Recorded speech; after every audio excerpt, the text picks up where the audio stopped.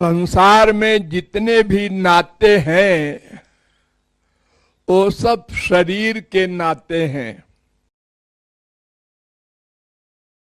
मां के पेट में शरीर बना, जीव बाहर से आया शरीर में, ये भगवान का अंश है।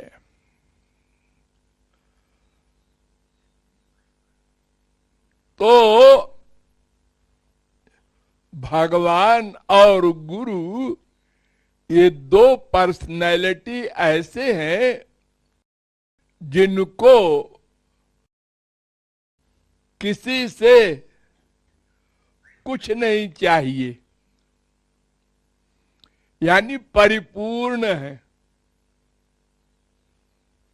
ज्ञान, आनंद, सत्ता, ये तीन प्रमुख चीजें हैं। सत, चित, आनंद। सत माने नित्यता, चित माने सर्वज्ञता, ज्ञान, और आनंद तो आप जानते ही हैं। तो ये तीनों जिस जीव को मिल जाते हैं उसको ही गुरु कहा जाता है। और मिलते किससे हैं? भगवान से। तो भगवान तो सदा से परिपूर्ण है ही, लेकिन उसको पा लेने पर भी जो परिपूर्ण हो गया वो गुरु भी स्वार्थ रहित हो गया। अब उसका कुछ स्वार्थ बचा नहीं, यानी कुछ पाना नहीं है उसको अब, इसलिए कुछ करना भी नहीं है। कुछ पाने के लिए कुछ करना पड़ता है। हम लोग प्रतिक्षण कर्म करते हैं, क्यों? आनंद पाना है, ज्ञान पाना है, भगवान को पाना है। जो पा चुके उनको कुछ नहीं पाना है, उसको कहते हैं कृत कृत्य। कृत कृत्य, कृत्य माने कर्म, कृत माने कर चुका। अब उसे कुछ नहीं करना। अगर कुछ करना है तो अपने लिए नहीं करना है।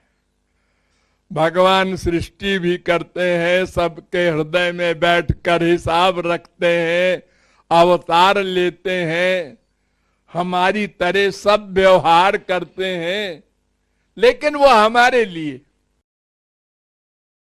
अपने लिए नहीं। ऐसे महापुरुष भी संसार में अवतार लेकर आते हैं, उपदेश करते हैं, हमारे समान हमारे बीच में रहकर हमारा कल्याण करते हैं। तो ये दोनों जीव के हितैषी हैं, शरीर के नहीं। शरीर के हितैषी तो माँ है, बाप है, भाई है, बहन है, बीबी है, पति है, ये सब हैं। लेकिन यहां भी बारीक बात है ये कि सब व्यापार करते हैं, किसी के लिए ही कोई कुछ नहीं करता। अगर किसी के लिए करता है तो इसलिए कि वो भी हमारे लिए करेगा। मां बच्चे का पालन करती है, क्यों? बुढ़ापे में हमारी सेवा करेगा। स्त्री पति के बीमार होने पर रात भर जागती है, क्यों? हम बीमार होंगे तो ये भी जागकर हमारी सेवा करेंगे। यानी हम संसार में सब जगह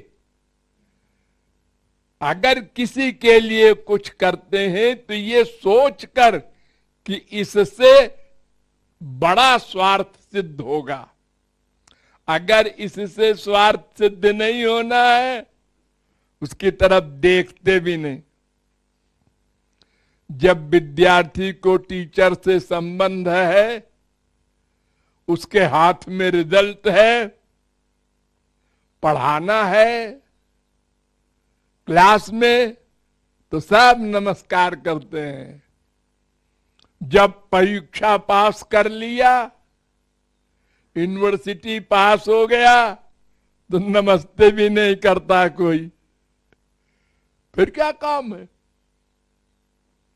जब तक हमारा कोई बीमार है तो डॉक्टर साहब से क्या क्या नम्रता से बात करता है, और बीमार अच्छा हो गया नमस्ते। पहले तो दोनों हाथ जोड़कर सिर झुकाता है, और जो कम स्वार्थ रहता है तो खाली हाथ जोड़ता है, और कम स्वार्थ होता है तो एक हाथ से नमस्ते करता है, और कम स्वार्थ होता है तो खाली मुंह से बोल देता है नमस्ते। संसार का ये रिश्ता है। लेकिन आत्मा का रिश्ता, आत्मा का भला संसार नहीं चाहता। और किसी का बेटा भगवान की ओर चले तो वो गुरुजी को भी गाली देना शुरू कर देगा। ये कैसे गुरुजी है, हमारा बेटा अब दिन भर राधे राधे करने लगा।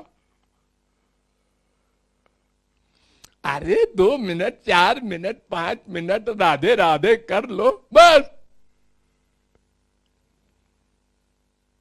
अरे भगवान की ओर जा रहा है, तुम्हारा तो सौभाग्य है, ऐसे पिता बने, ऐसी मां बनी।